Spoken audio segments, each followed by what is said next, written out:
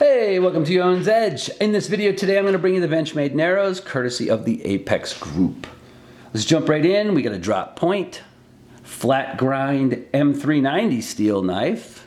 M390, yay. M390 steel, flat grind, titanium scales, access lock with some newer looking buttons. It's running on phosphor bronze bushing / washers. Deep carry pocket clip that is reversible.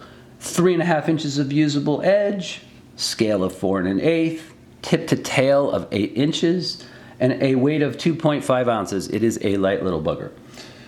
My initial impressions and likes. It's a great looking knife.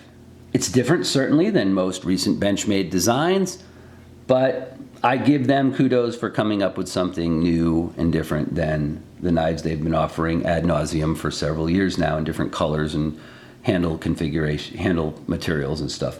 Per its name, it is very narrow and very slender. I will do a couple comparisons at the end to show you that. In hand, it is very, very, very narrow. The access lock has modern buttons on it, which add a really nice look, but I will also tell you where that falls in a moment with ergos. Speaking of those, ergos are decent, but my large glove size hands, my back finger ends up back here on this kind of area where the scale squares off at the back. And if you notice, it does have kind of a kind of curved effect. The back of this handle reminds me of a Civivi riffle. The difference being the riffle is a bit more ergonomic feeling in your hand than the Narrows is. The knife has a pretty good action as long as you have your hand in the right place. I find sometimes if I take it out of my pocket, my hand's a little too far back, I kind of get this, right? Well, it did open that time, but I kind of get that, right? So you got to really flick it out there to get it to open. If your hand is back a little bit, your mileage may vary on that.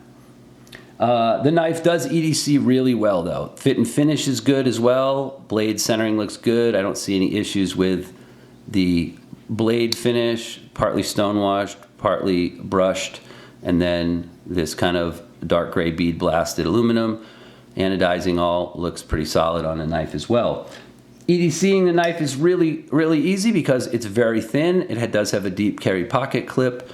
I did notice one thing about it, which was that this sticks up a little bit. I'll talk about that in a moment.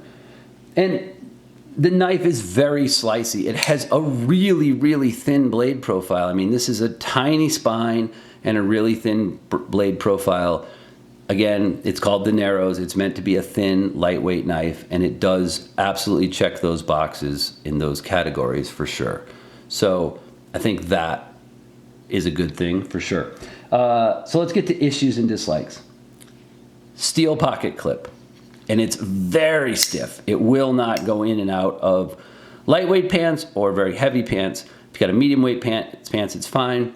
The knife does carry narrow in your pocket. However, when you stick your finger in there, I've had this happen to me a couple times, where the knife basically, that little sharp edge that you see sticking up there on that new designed thumb deployment will kind of scratch the back of your hand up a little bit, and that's what happened to me. So also, if you have really big hands, large glove size or extra large, or you're one of those jumbo mitt people, you're probably going to feel like this knife is too small because your fourth finger is going to ride back here. If you slide up to this little flat part, you can get your finger on some of this beautifully done jimping they did up here. I really like that a lot. I dig that. I think that's a really nicely done jimping. You can also pinch this knife really easy. It's so narrow, and use it. That's what I kind of did. I was cutting open some boxes with it just to test it out, and it was really good. Didn't have any trouble with the blade, although I only made a few cuts with it. Again, it's an Apex knife, so we're not really supposed to field use these. The other thing I noticed was there's a hot spot in my hand on the clip. It rides right there, and when you squeeze the knife good to do any cutting with it, the spoon on the clip right here digs into your hand.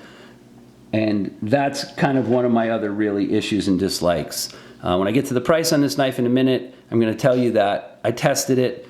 The pocket clip is steel. The screws and hardware and pivot collar are all steel. They're not titanium. So you're getting a blue anodized plain Jane Benchmade steel pocket clip. It's not even made out of titanium. So that's laughable in my opinion. But again, it's a good looking knife. It is very narrow and slender. It does disappear in your pocket for the most part. So let's do a couple size comps. So first I'm going to show it to you alongside a Hogue Deca. This is their clip point in 20 CV, the red, white, and blue handles, but you can see they're almost identical. There's probably 1/8 of an inch less blade on the Hogue Deca, and there's probably 3/8 of an inch difference in overall handle length on the Deca as well, but they are very similar in terms of overall length, blade length, and handle length. Let's show it to you next to one more knife. Here it is next to its younger brother, and this is a standard Benchmade bug out. And there is about 3/8 of an inch less blade and maybe 1/4 of an inch less handle. Although if you notice, the bug out is fairly straight to the back, so you can get all of your fingers on here and have some room to spare. Also, just to give you an idea comparison-wise as far as thickness, blade spines, very, very similar in terms of blade spine thickness. And then if we look at the knife thickness, the Narrows is noticeably narrower than the bug out. The bug out is a slightly more beefy knife, and no one would really call the bug out beefy, so that gives you an idea of how thin the Narrows really is. Let me summarize for you guys. I applaud Benchmade for creating a new knife design and using titanium and a more premium steel like M390. It is narrow, it does carry very well, it's very slicey when it cuts. The ergos are decent, not great. Here's the big thing. The retail on this knife is $585, and the real street price is somewhere around $525 to $530. Yikes.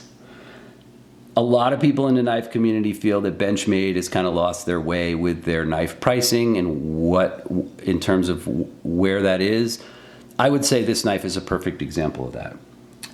This knife is in the same general price point as a Spartan Heartsey Saint, an entry-level Chris Reeves, some of the Medfords.